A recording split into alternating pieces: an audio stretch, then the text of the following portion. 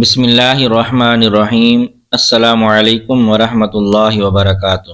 معزز سامعین و ناظرین، حضرت ابو سعید خدری رضی اللہ تعالی عنہ سے روایت ہے کہ رسول کریم صلی اللہ علیہ وسلم نے ارشاد فرمایا، جو آدمی سب سے آخر میں جنت میں داخل ہوگا وہ گرتا ہوا اور گھسیٹتا ہوا دوزخ سے اس حال میں نکلے گا کہ دوزخ کی آگ اسے جلا رہی ہوگی۔ پھر جب دوزخ سے نکل جائے گا تو پھر دوزخ کی طرف پلٹ کر دیکھے گا اور دوزخ سے مخاطب ہو کر کہے گا کہ بڑی بابرکت ہے وہ ذات جس نے مجھے تجھ سے نجات دی، اور اللہ تبارک و تعالی نے مجھے وہ نعمت عطا فرمائی ہے کہ اولین و آخرین میں سے کسی کو بھی وہ نعمت عطا نہیں فرمائی۔ پھر اس کے لیے ایک درخت بلند کیا جائے گا، وہ آدمی کہے گا، اے میرے پروردگار، مجھے اس درخت کے قریب کر دے تاکہ میں اس کے سائے کو حاصل کر سکوں اور اس کے پھلوں سے پانی پیوں۔ تو اللہ تبارک و تعالیٰ فرمائے گا، اے ابن آدم، اگر میں تجھے یہ دے دوں تو پھر اس کے علاوہ اور کچھ تو نہیں مانگے گا؟ وہ عرض کرے گا کہ نہیں اے میرے پروردگار۔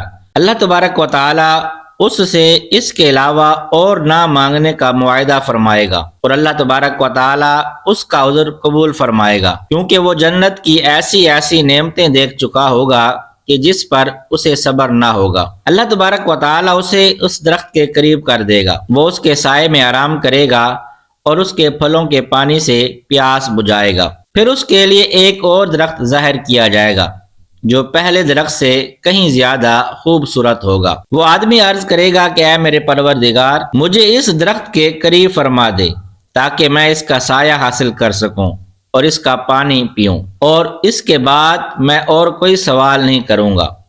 تو اللہ تبارک و تعالیٰ فرمائے گا، اے ابن آدم، کیا تو نے مجھ سے وعدہ نہیں کیا تھا کہ تو مجھ سے اور کوئی سوال نہیں کرے گا؟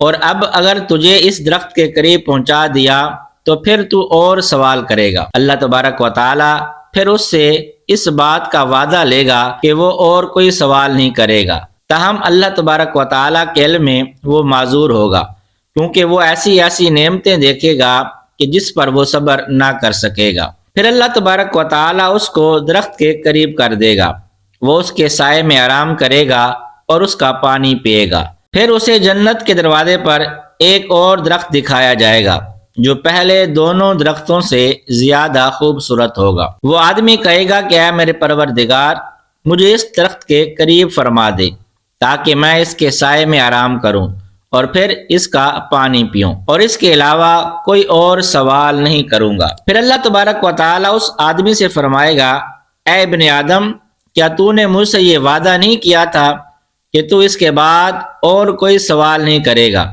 وہ عرض کرے گا کہ ہاں اے میرے پروردگار، اب میں اس کے بعد اس کے علاوہ اور کوئی سوال نہیں کروں گا۔ اللہ تبارک و تعالیٰ اسے معذور سمجھے گا، کیونکہ وہ جنت کی ایسی ایسی نعمتیں دیکھے گا کہ جس پر وہ صبر نہیں کر سکے گا۔ پھر اللہ تبارک و تعالیٰ اسے اس درخت کے قریب کر دے گا۔